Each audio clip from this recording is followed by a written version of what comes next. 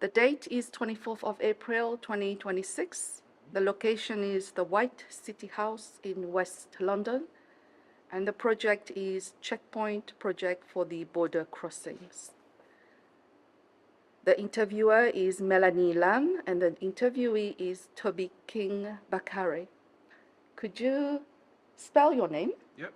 So it's TOBIKINGBAKARE.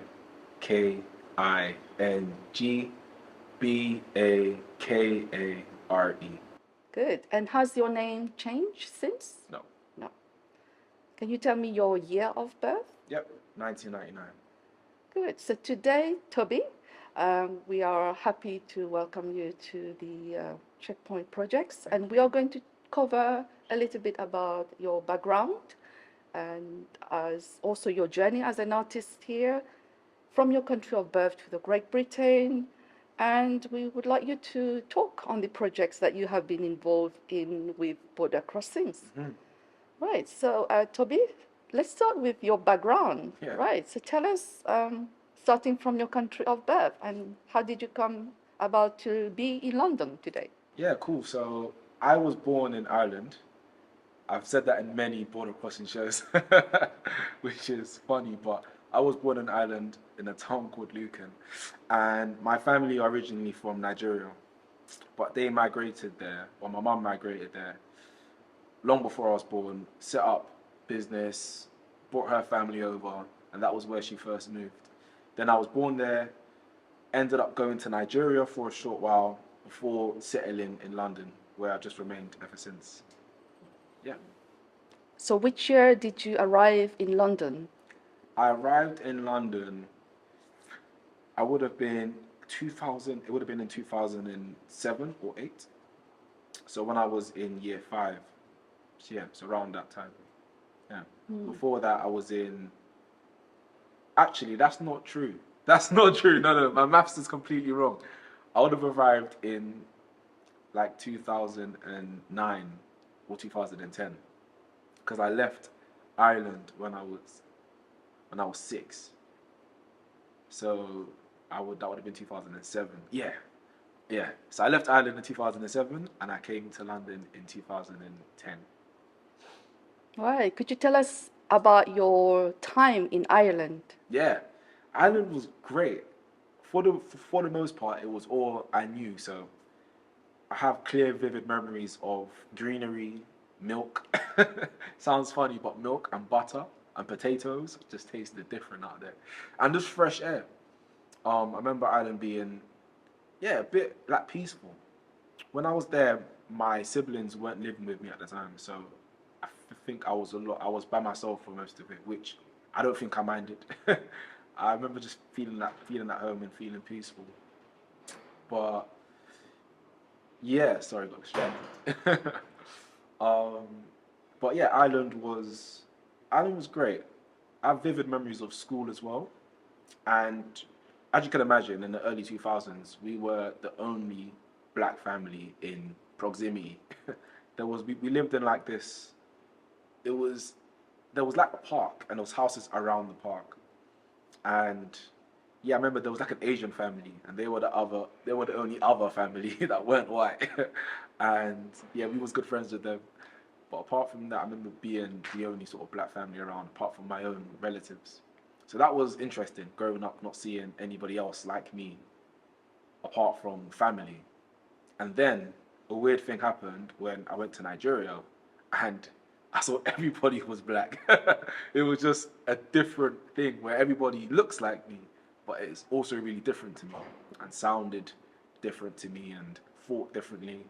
So I think at that age, I was having like a real understanding of like identity and race and all of these things and how complex that actually is.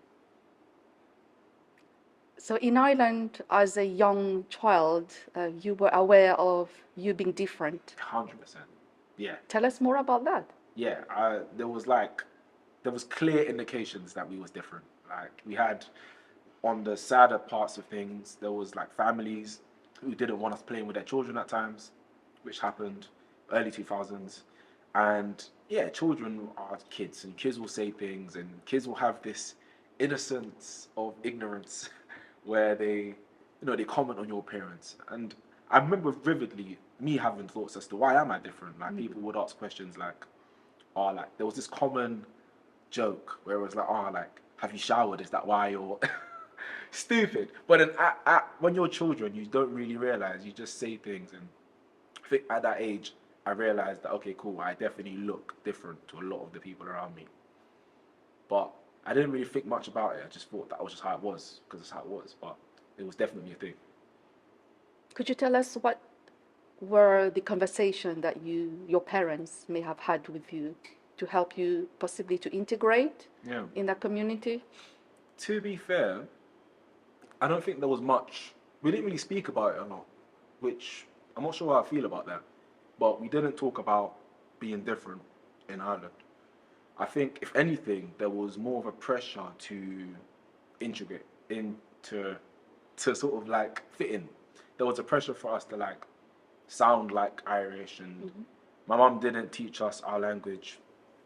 Um, she didn't teach us our language, and you know, I think she felt the pressure to make us feel British and all Irish. Um, and yeah, I think that's to do with, you know, what she thought was best for us at the time, which was due to circumstances out of her control. But yeah, I definitely think we didn't have conversations about being black per se, but there was definitely a pressure to fit in and to sort of learn the ways of the land, be good at school, you know, be academic, and those sort of things. So right, and then you traveled to Nigeria at a young age as well, and tell us about your first impression. Yeah, I remember going back to Nigeria. First thing was it's humid. I remember I stepped out of the airplane and I thought I was gonna choke. Like it's so hot and the air is thick, and yeah, I remember I was just sweating non-stop, and I was like, "This is how I'm gonna be for the rest of my life, just continuously sweating." But Nigeria was beautiful. At that age, I couldn't take in the beauty as much because you don't really understand the gravitas of going home. Especially, I think a lot of Africans and Caribbeans that live in the UK, most don't get a chance to go back home to where their parents are from. And I didn't really understand the weight of that at that age. I was just like, oh, I'd rather be in school, rather be in Ireland, but I guess we're in Nigeria.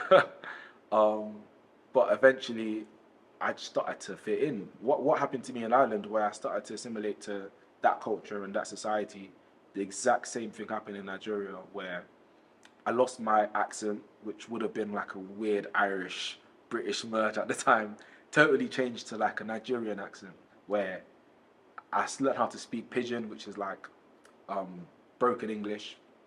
Um, and I didn't learn the language because where we lived, they didn't speak my mother's tongue. They spoke a different dialect, different language. So I didn't learn at the time. But that was very much my life.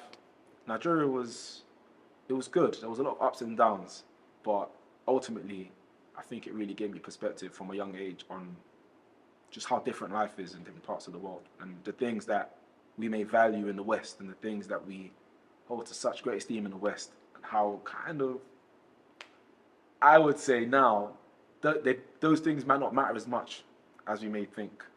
When you're put somewhere in like a third world country and you're not living in the best circumstances, I think it gave me a thirst for life where I was just like, okay, cool. What things make me happy? What things keep me fulfilled? I'll chase those things rather than everything else that happens, you know? But yeah.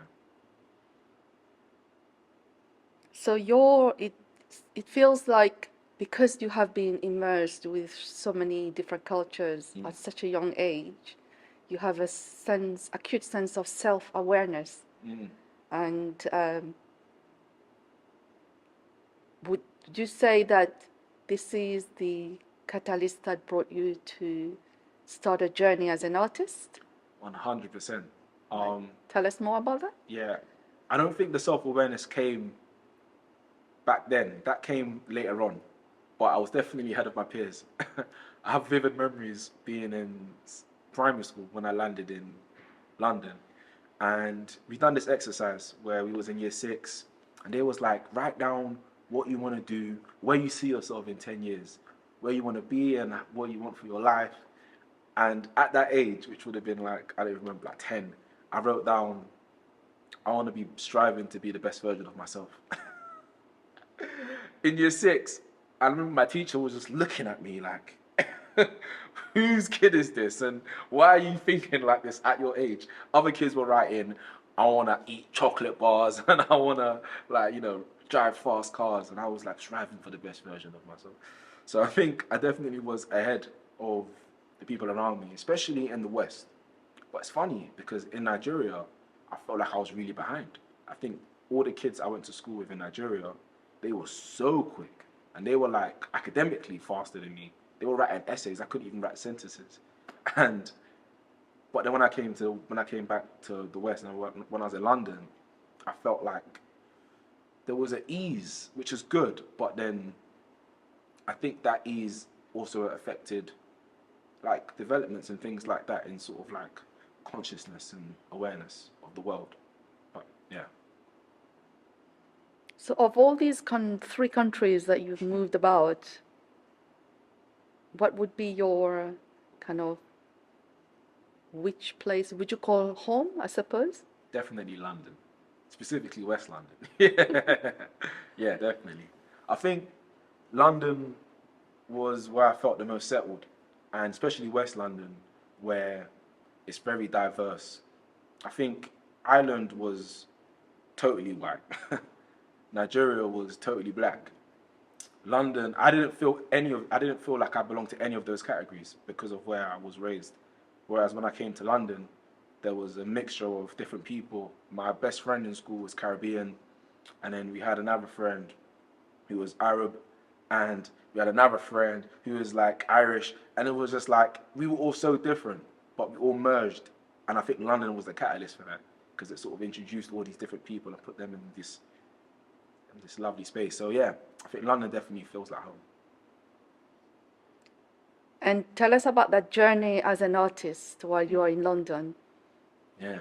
So it didn't start with like acting, because I think there was art, but it wasn't acting.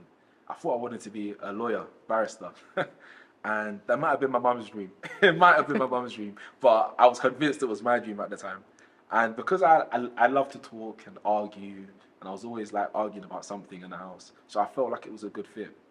So I pursued that up until I was 17, and then I realized it was more about like speaking out on things and speaking out on, I would say, like politics, making a difference and fighting for people who didn't have a voice. That was where I was finding myself leaning towards, even in the debating club, which I'd love to go to.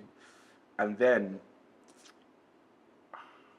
the journey into acting was through theatre, but I don't think it was always about theatre, if that makes sense. I don't think it was like, oh, theatre is the thing that's for me, that's my art. I think it's stories, and it's stories, especially stories that aren't told. I think I found it really fascinating, even the stories back in Nigeria that we was told, like parables, and the Nigerian novels that was raised around. Not seeing those stories in the West and seeing how like the messages and the, what do you call it? The messages and the wisdom that's passed through was missing in the West. I felt like there was like there was a demand. I was like, this needs to be told. People around me should know these stories too, and especially when those stories can empower us, empower me and my fellow people. So I think that was where the passion came in. It was like, okay, cool. I got there through theatre, but I realized through theatre that it was beyond just acting on stage. It was more about storytelling. And how can tell us more about how you got into theatre in the first place? Mm-hmm. Was that through college, Yeah. friends? So it was, I picked it as a GCSE subject, but I picked it thinking it would be easy. Like like everybody else, I was like, all right, just act on stage, a bit of theatre. I was a little bit naughty in secondary school, just a little bit. I was cheeky, but naughty. And I had a detention that I didn't want to go to, and my drama teacher was like, instead of the detention, come and watch this play with us. Instead of the detention, come and watch this play with us. And I was like, cool. The play is called The Believers. It was on at the Tricycle Theatre in Kilburn. And I remember that was the first time I went to the theatre. And I went there thinking it was going to be rubbish. I was there like, all right, this is detention. I was sitting there sulking. And I remember my mind was completely blown. Like, the staging was like incredible. You had artists that were attached to like harnesses acting from the corner of the stage and the lights. And there was like a mystery in the show, and there was like folk tales that were coming in from different influences. And I remember I left the theatre and I was like, whatever that was, I need to be involved. I didn't even know. I thought it was the lights at first. I was like, oh, I'm pretty sure I liked it because of the lights and because like someone was attached to the wall. Then I like spoke to my drama teacher about it, and she was like, come to drama club. Then I started going to drama club, got involved in the school play, things like that. And yeah, before I knew it, I was like in love with stories. I was already reading novels at the time. I already liked to write I used to write my own little short stories as well, which was like for a joke. Never thought it would be a thing that I actually done. Then I started to realize, oh, this is all part of the same thing that gets me excited. So yeah, I remember the first time. That was the first show I watched, and it stuck with me ever since. What was the stories that you wrote then? Yeah, so Did you when, elaborate yeah, since then? to be fair, when the first thing I ever wrote was like novels. It was like short stories. I used to have dreams, and I'd like write down the dreams, but like dramatize it. And it's mainly fantasy stuff. So kids with powers and like fantasy worlds. There was one that I really liked, which was about we was all in school, and I think the fire alarm went off in school, and then there was a portal that opened up to a whole new world. It was very random, but in the portal there was these different characters who had powers, just that type of stuff. I was into a lot of those type of video games as well. So, yeah, I think I had a wild imagination as a child. Definitely you do. And have you gone further with those stories that you wrote? Where Not, are they now? yeah, not my childhood Yeah. stories. Unfortunately, I've kind of left the childhood stories in the past. But I've written new stuff, and I write. I'm literally today I was writing. I think as I've matured, my pen has also matured. um, but yeah, maybe I should go back and revisit some of those early stories. I remember them vividly, even like the titles. But yeah, yeah. I think you should go back as well. I mean, you were telling us earlier that you thought as a young child that the folk stories from Nigeria are not really told in the West. So do you think that would be a good avenue to explore? 100%. Yeah. I get quite nerdy about story and the power of story and why we tell stories, and like even those stories that were told to me when I was in Nigeria, if you trace them back into the lineage, it was almost like lessons. People would teach things through stories.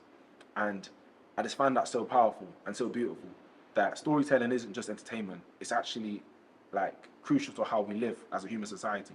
You think about laws and regulations and lessons, all of these things have been distilled into stories. Before we had like books, before you could write down in a book and tell someone this is the rule, you will tell them a story that they're going to remember to stop them from making the same mistakes you did. And I just think that's so incredible. But I think a lot of that goes into like the folk tales that I learned. And some of them are so silly. But then like there was this silly one that that I was told in Nigeria. And it was basically a story of a young boy who basically he's like hungry, asks his mum for food, and mum's like, no, you can't, no sweets. Asks his mum for sweets. Mum was like, no, you can't have no sweets. And then he's like, cool. He goes out on the street and he asks this stranger for sweets. He's like, have you got sweets? The stranger's like, yeah, come with me. Takes him to the market, and then he buys him this sweet. The kid takes the sweet, opens it, takes a bite, and it feels like it's a bit weird. So he like takes half of it and he looks inside and he sees he's bitten his mother in half, and that there's blood spilling out of the sweet. And it's like terrible. As a child, that terrified me. I was like, oh my gosh, I'm never gonna ask for like strangers for sweets.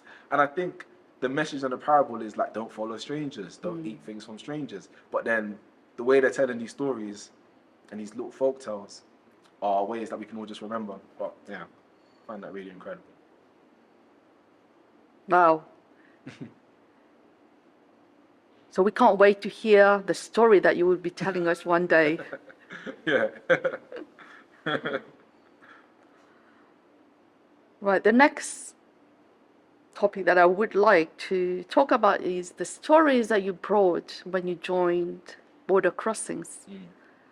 Um, the first show that you worked on was, I would believe, The Great Experiment.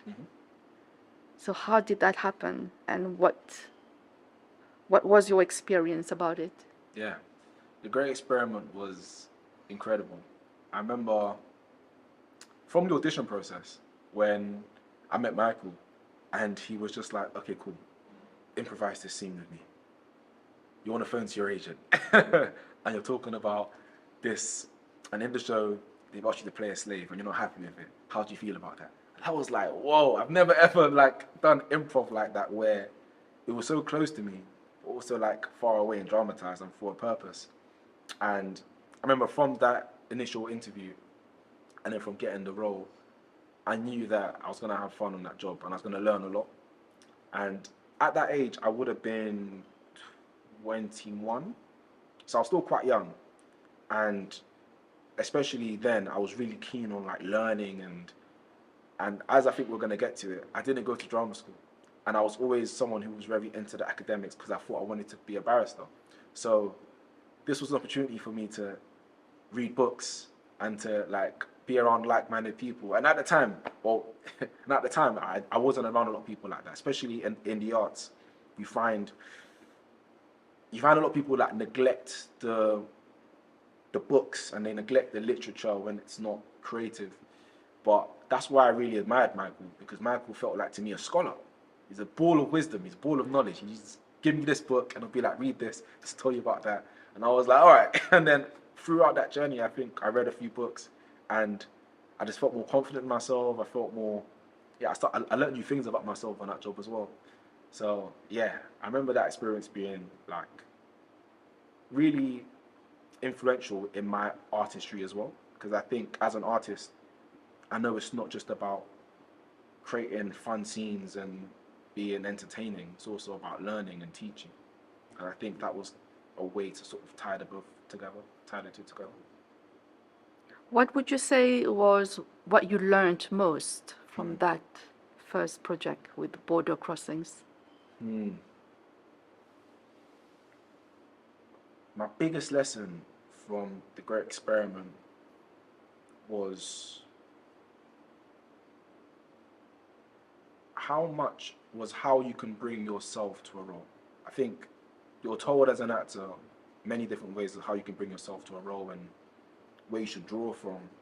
But working in the way that Michael does, where it's not only on stage that we're interrogating these things, it's also in the rehearsal room that we're going deep into ourselves, into our ancestry, into our sort of things, the way we think. And then when you have discoveries for yourself in the rehearsal room and allowing the audience into those discoveries is a beautiful thing. And I think I learned a different way of devising, where you're devising from self, but whilst you're doing that, you're also building self. So yeah, I think I learned how to devise from myself properly. That's a really profound lesson that you found. And how did you use your experience of having lived in different cultures? How did you apply that to the Great Experiment? Yeah, so in the Great Experiment, so my character, who was me but not me, my character went on this journey of being asked to play a slave and feeling uncomfortable with that, calling his agent, ended up doing it.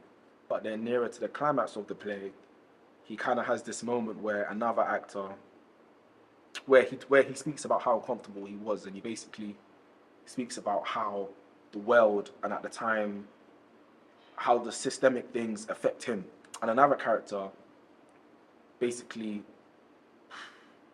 has a problem with that, and they get into a big argument. And it was at this climatic moment where we're screaming and shouting at each other, and I brought in my Irish sort of history, and I think the sort of like climax of the scene was me slapping my passport onto the table, and it's like I'm Irish, and in a weird way it was creatively beautiful because it didn't solve our dilemma, but it opened up the conversation about what then is race and what then is identity. Why was this person so quick to put me in this bubble and to put these accusations on me for something that literally a passport would say is complete opposite to? It was just interesting, and I think that moment for me was definitely a highlight. I think I missed your question, but yeah, but I think that moment was a highlight. To me, it sounds like you were debating that stereotype approach, which prevails a lot in the arts industry. How did that make you feel?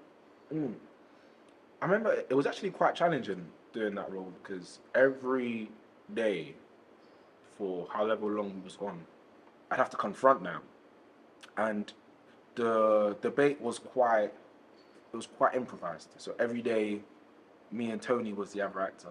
We would like get new things in. We'd find new ways to dig each other, and I think being confronted with that daily, and confronted with the stereotypes that we both knew weren't true, and everybody in the room knew it weren't true, but then still being confronted with that and knowing that is a reality that some people reside in because that's what's put on them. It was hard. It was heavy, but I think knowing the heart of the show and knowing how it concludes and what the main thread of the story was made it all worth it. And in a way, it was almost like I felt in a way like I was taking the pain and putting it away. You know, I don't know how to describe that. It's quite an energetic thing, but it felt like in those moments where I was having those debates, it was almost like I was fighting for what I knew was right and taking on that weight and allowing the show to distill it, which felt quite cathartic. It does feel like it brought such a sense of satisfaction. Yeah. Yes. And then the following project that you were involved with Border Crossing. Tell us about that. Yes, Suppliants of Syria. Suppliants of Syria was, if you thought The Great Experiment was a heady play, Suppliants of Syria was more. I think it was a beautiful play. It was experimental in its entirety, which meant we was working with so many different forms. We had masks. We had like the actual Suppliants play, which is a Greek play, the second oldest play in history. And we had like movement, we had crump, we had so much things going on.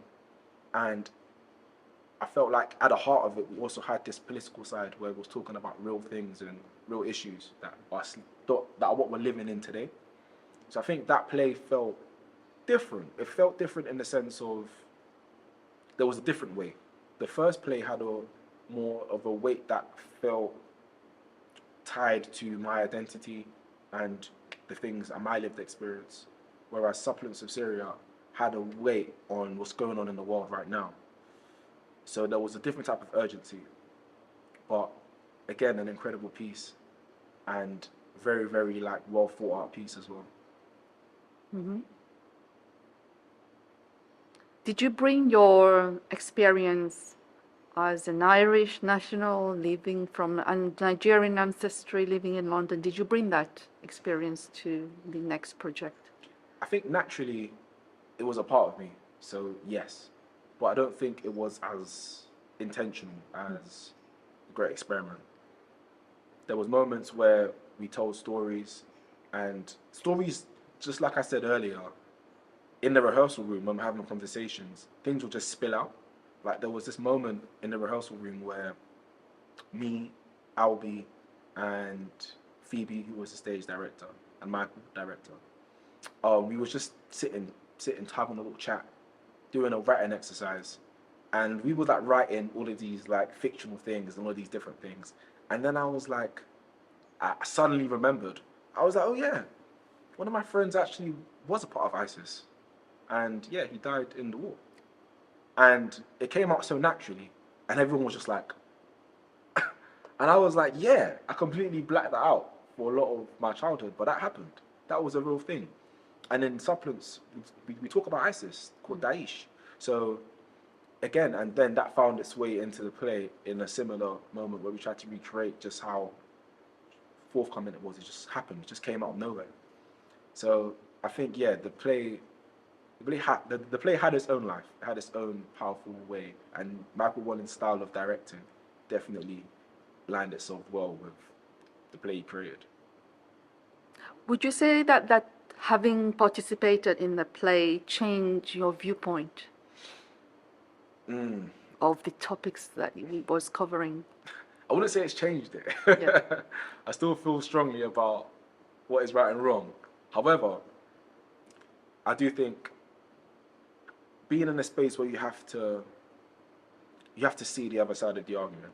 You have to be as open to your opinion as to others. I think that did leave me going, I see people's perspectives way more clearer.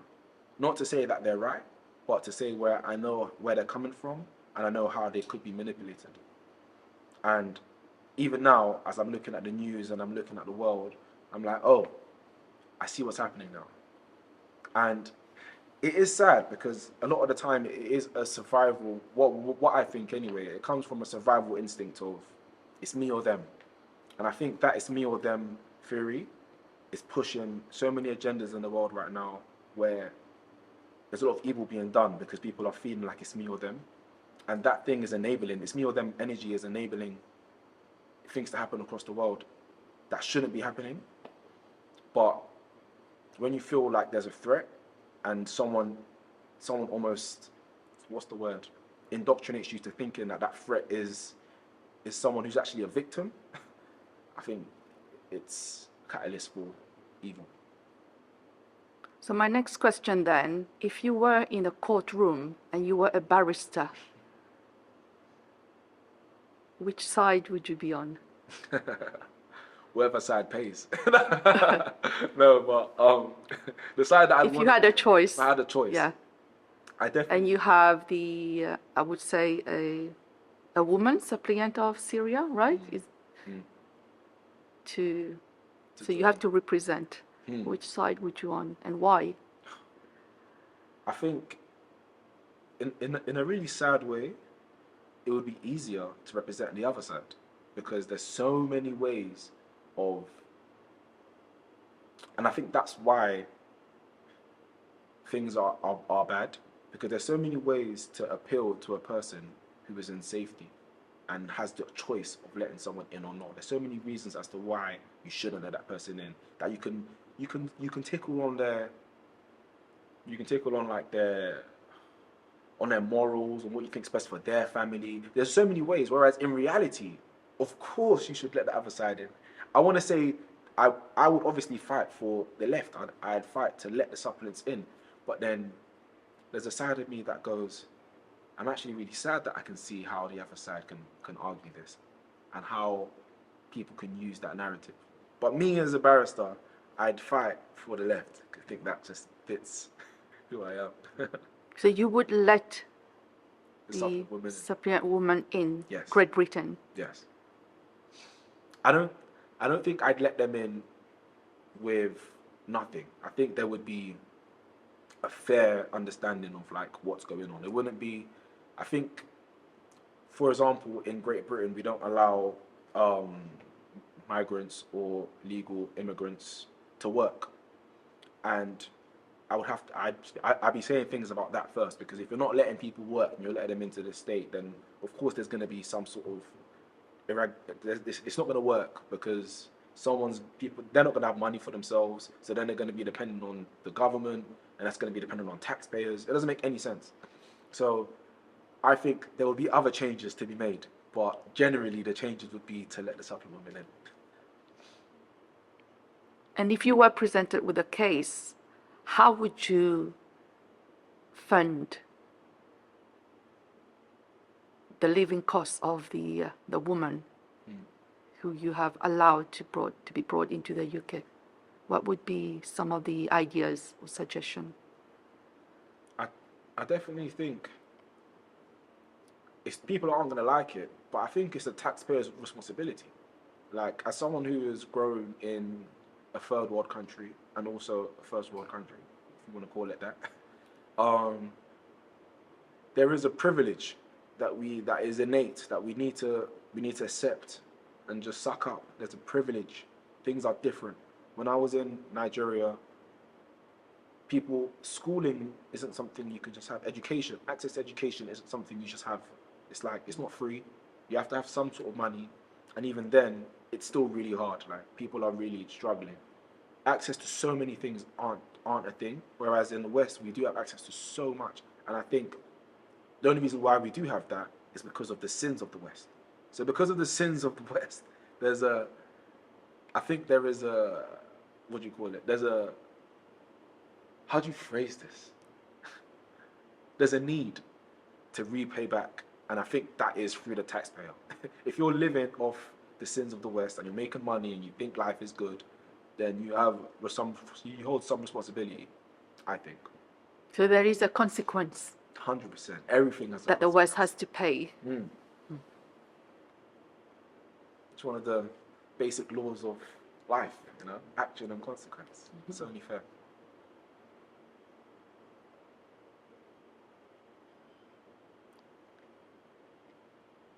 So is there something about this type of projects that attract you?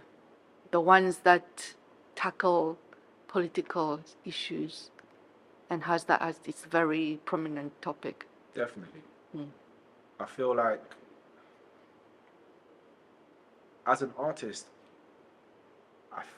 I like to believe I'm selfless. Like, when I go into a role, when I make a story, it's often not about me and my ego and trying to do what it's often for a point. And I think that's the only way I can make good art. I don't think I can be a good artist if I put myself in it. It's too vulnerable. I don't want to feel everyone's eyes on me and knowing it's only when I have an understanding that it's for a purpose, then it almost is beyond me. That's the only way I think I convince myself to take on characters that are so different to me, and to really believe that is when it's actually beyond me. So I think there's a hand-in-hand thing with art I like to make, and also just like my political opinion on what's right and wrong. How much of your personal opinion did you feel that you had to withhold during the devising process of the suppliant or woman? Or did you have to do that at all or not? I don't think I had to withhold my opinion. I think Michael set up a space where you were allowed to go there. Like, it was a room where there was, it was bare and raw. There was times you had discussions that would make a lot of people uncomfortable. Many discussions, especially in the society that we're moving towards now, where people don't talk about things sometimes. And I don't think that's helpful personally. I think things should be spoken about. Even if they're wrong, you only find out they're wrong if they're spoken about, rather than pretending that they're not when everyone sees, but in closed doors you really believe that. So yeah, we spoke about a lot of things, and I think in that I definitely got my opinion out. And yeah, often and sometimes we would clash. People wouldn't always agree, but I think that's part of the work. That's democracy. Definitely. So it's a platform for arguments, pros and cons, opening the mind and getting new perspective. So I understand that for the suppliants of Syria, there was interaction with a lot of the parties, including the three actors, the movement director and Michael, and also interaction with the Syrian woman. Yeah. Tell us more about that. Yeah. I wish we got to actually talk to this Syrian woman, because they were projected onto a screen, and Michael had already done the work with them months before we even saw the footage. But there was a lot of questions we had in the room, and it felt like they was a part of the process, but there was a bittersweetness to it where we knew we'd never see them, or we knew we wouldn't have a chance to meet them. So that was that was a bit uncomfortable at times, and there were some points in the play about why are we actually doing this, and who's actually benefiting from this. And I think a lot of the time, yeah, that was something we really did question in the room, where we'd feel like, was this just for us and our vanity and to look like these Western saviors? Um, but yeah, but then being involved was really special, and it definitely brought this ethereal quality and deep quality to the play. What did you mean when you said that was a bit uncomfortable? I think, obviously, you may know your own intentions, but you can't really decipher the intentions of everybody, really. They can tell you what they think, but you don't really know. So sometimes you question what you're given, you question what you're dealing with. And as an optics, if you're just looking at it like objectively, there's an argument to be made that this isn't actually benefiting the Syrian women as much as it's benefiting us. And then dealing with that is uncomfortable, because then we're like, then what is the point? And then it's all the things I'm talking about being selfless. Is that really true? Like, I don't know. So I think there was definitely that aura of uncertainty that ran with us throughout the play, actually. And yeah, it definitely that definitely was a thing in the room. I think at the end you were simply being human.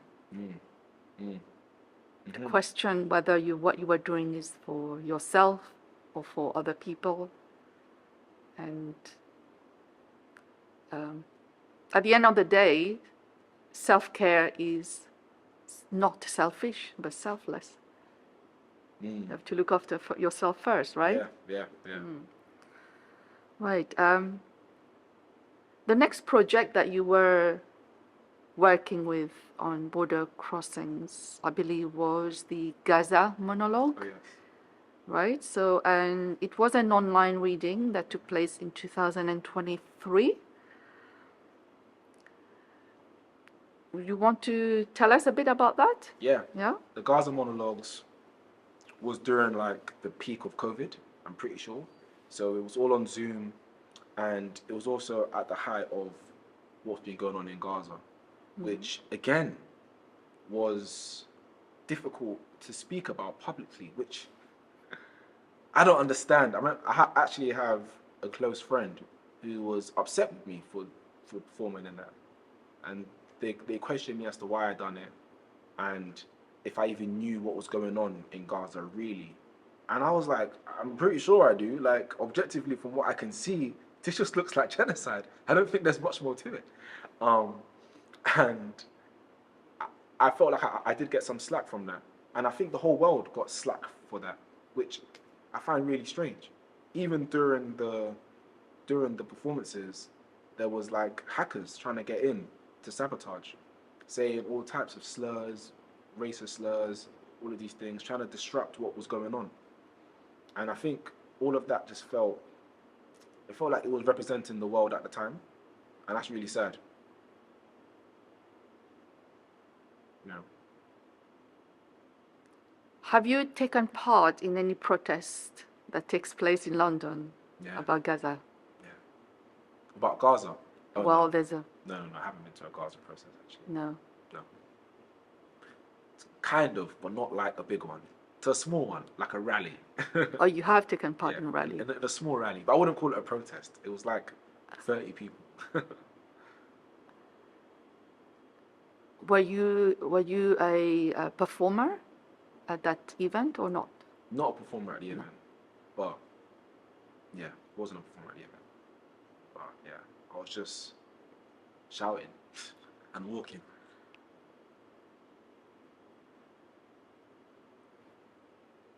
And I believe that having made an impact and being part of the group who wants to voice out their opinion matters a lot to you. Yeah, definitely.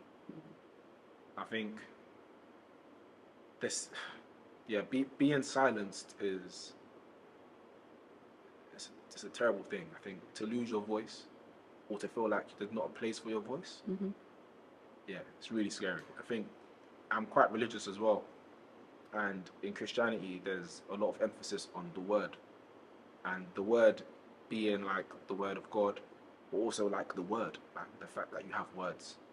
And I think there's so much power in your voice and in your and what you say and in how you say it. So yeah, to be silenced is it's a huge thing. It's beyond what people may think. I think so. I think there's a huge yeah, censorship. It's scary. And I think it's commendable that you are in a career that allows you to voice out, Yeah. maybe be the voice for the voiceless. And it's very commendable. So for Tobi King as an artist, what aspiration do you have? Let's say, Tobi, in the next 10 years? That's jokes. I want to be the best version of myself. um, I think in 10 years, or just in general,